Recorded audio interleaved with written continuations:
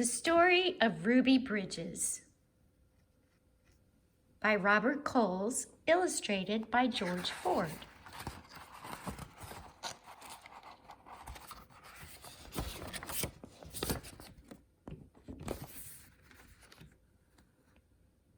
Ruby Bridges was born in a small cabin near Tylerton, Mississippi. We were very poor. Very, very poor, Ruby said. My daddy worked picking crops. We just barely got by. There were times when we didn't have much to eat. The people who owned the land were bringing in machines to pick the crops, so my daddy lost his job, and that's when we had to move. I remember us leaving. I was 4, I think.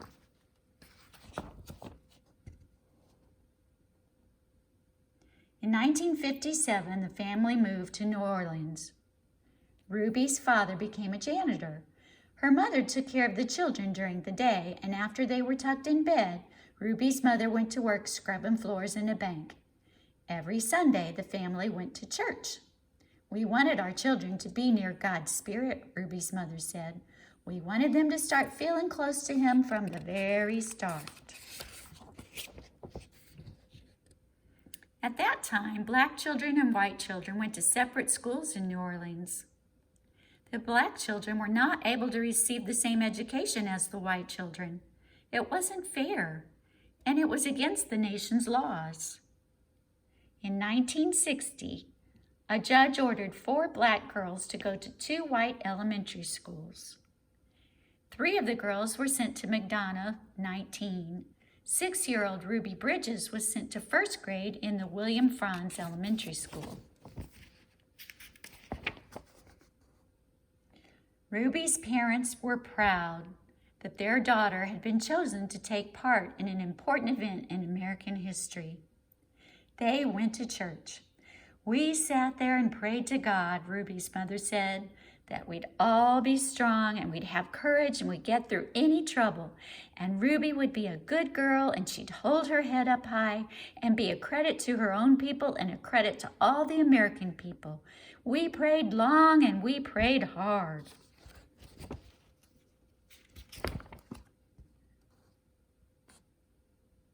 On Ruby's first day, a large crowd of angry white people gathered outside the Franz Elementary School.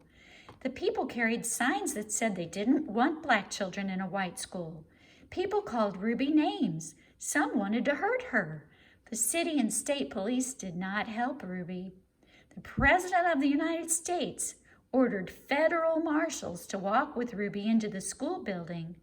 The marshals carried guns.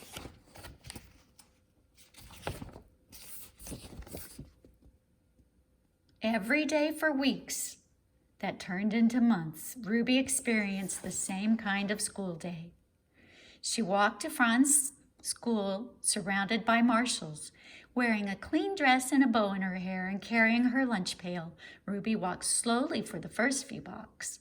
As Ruby approached the school, she saw a crowd of people marching up and down the street, men and women and children shouting at her. They pushed toward her. The marshals kept them from Ruby by threatening to arrest them. Ruby would hurry through the crowd and not say a word. The white people in the neighborhood would not send their children to school. When Ruby got inside the building, she was all alone except for her teacher, Miss Hurley. There were no other children to keep Ruby company, to play with and learn with, to eat lunch with. But every day, Ruby went into the classroom with a big smile on her face, ready to get down to the business of learning. She was polite and she worked well at her desk. Miss Hurley said she enjoyed her time there. She didn't seem nervous or anxious or irritable or scared. She seemed as normal and relaxed as any child I ever taught. So Ruby began learning. She learned how to read and write in an empty classroom, in an empty building.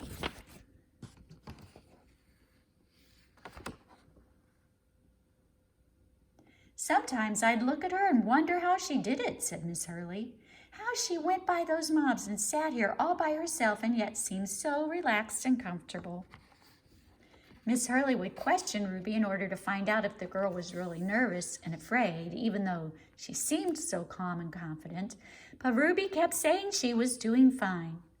The teacher decided to wait and see if Ruby would keep on being so relaxed and hopeful, or if she'd gradually begin to wear down or even decide that she no longer wanted to go to school.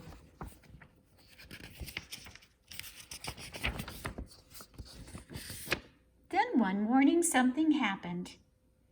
Miss Hurley stood by a window in her classroom, as she usually did, watching Ruby walk toward the school. Suddenly, Ruby stopped, right in front of the mob of howling and screaming people. She stood there facing all those men and women. She seemed to be talking to them.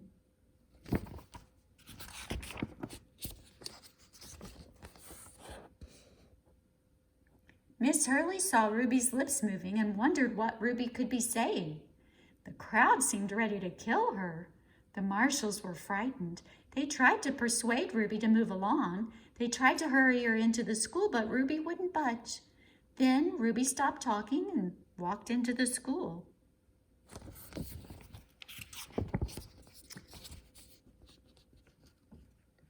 When she went into the classroom, Miss Hurley asked her what happened.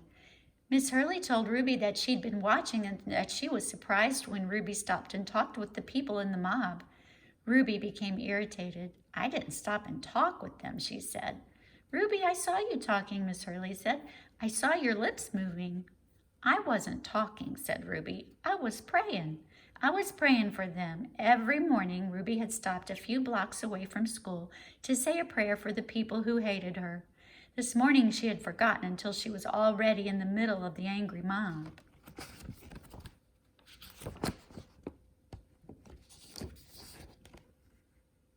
When school was over for the day, Ruby hurried through the mob as usual. After she walked a few blocks and the crowd was behind her, Ruby said the prayer she repeated twice a day, before and after school. "Please, God, try to forgive those people, because even if they say those bad things, they don't know what they're doing. So could you forgive them just like you did those folks a long time ago when they said terrible things about you?"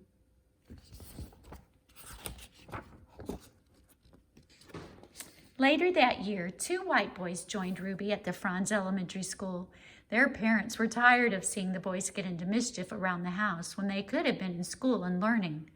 The mob became very angry when the first white boys went back to school, but those boys were soon joined by other children. "We've been sitting back and letting our children get cheated out of an education because some people have tried to take the law into their own hands," one parent said. "It's time for us to fight for the side of the law and for our children's right to go to a school and get their education." They all did get their education, Ruby and a growing number of boys and girls who went to school with her. By the time Ruby was in the 2nd grade, the mobs had given up their struggle to scare Ruby and defeat the federal judge's order that New Orleans schools be desegregated so that children of all races might be in the same classroom. Year after year, Ruby went to the Franz School. She graduated from it, then went on to graduate from high school. Ruby Bridges is married to a building contractor and has 4 sons who attend school within the New Orleans public school system. Now a successful businesswoman, she has created the Ruby Bridges Educational Foundation for the purpose of increasing parental involvement in schools. For further information about the foundation, write to the following address: the Ruby Bridges Educational Foundation, Post Office Box 870248, New Orleans, Louisiana 70187.